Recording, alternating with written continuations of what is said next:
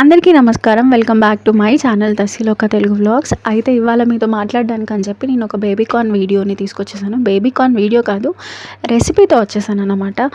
మామూలుగా ఒక రెసిపీ చేయాలి అని అంటే ఇన్స్టాగ్రామ్ చూస్తాము, యూట్యూబ్ చూస్తాము. ఇవన్నీ చూసిన తర్వాత అవన్నీ చూసి మన ఓన్ మెథడ్లో చేయడం మన స్పెషాలిటీ కదా. అదేవిధంగా ఇవాళ ఒక రెసిపీ చేస్తున్నాము. సో అయితే ఊరి నుంచి మా పిన్ని పిల్లలు వచ్చారు. సో అయితే పిల్లలతో కలిసి ఈ బేబీ కార్న్ రెసిపీని చేసాము. ఫస్ట్ టైం చేసాము. అయితే దాన్ని ఎలా చేసాము ఏంటి అని అంటే, బేబీ కార్న్ని తీసుకొని బాగా ఒక 5 to 6 minutes బాయిల్ చేసి చిన్న చిన్న పీసెస్గా డైమండ్ షేప్లో అయితే మేము కట్ చేసుకున్నాము. అలా డైమండ్ షేప్లో కట్ చేసుకున్న వాటిని ఒక 3 స్పూన్స్ వరకు నేను కార్న్ఫ్లోర్ తీసుకున్నాను. ఒక 2 స్పూన్స్ మైదా పిండి వేసాను. దీన్ని బాగా కోట్ చేసుకున్నాము. సో బాగా కలుపుకున్నాము, కొంచెం సాల్ట్ వేసి. సో అలా బాగా దాన్ని కుదిరితే చేతితో కోట్ చేయడము, లేకపోతే కొంచెం ఇలా స్ప్రింకిల్ చేసినట్టు మనం కొంచెం ఆ డిష్ని ఇప్పుడు చూపిస్తున్న విధంగా చేసినా మనకు ఆ పౌడర్ దానికి బాగా కోట్ అయిపోతుంది. సో అలా బాగా కోట్ చేసుకున్న దాన్ని ఒక 10 minutes పక్కన పెట్టేశాను అన్నమాట. అలా పక్కన పెట్టిన వాటిని తీసుకుని ఇప్పుడు ఆయిల్లో డీప్ ఫ్రై చేసుకుని గోల్డెన్ బ్రౌన్ వచ్చేంత వరకు డీప్ ఫ్రై చేసుకుని పక్కన పెట్టుకోవాలి. సో ఇది ఇలా అవుతూ ఉంటుంది. అయితే ఈ మధ్యకాలంలో మీరు ఏదైనా మూవీ చూసారా?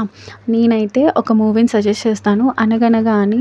ఇది నా పర్సనల్ ఇంట్రెస్ట్తో చాలా బాగుంటుంది. ఒక పేరెంట్గా మనం అందరం ఖచ్చితంగా చూడాల్సింది. ఒక టీచర్గా ఎంత ఎమోషనల్ అయిపోతామో మనము ఆ మూవీని చూసినంతసేపు, అంత అద్భుతంగా ఉంటుంది మూవీ. హోప్ మీ అందరూ మీ పిల్లలతో చూస్తే ఒక మంచి మెసేజ్ వస్తుంది.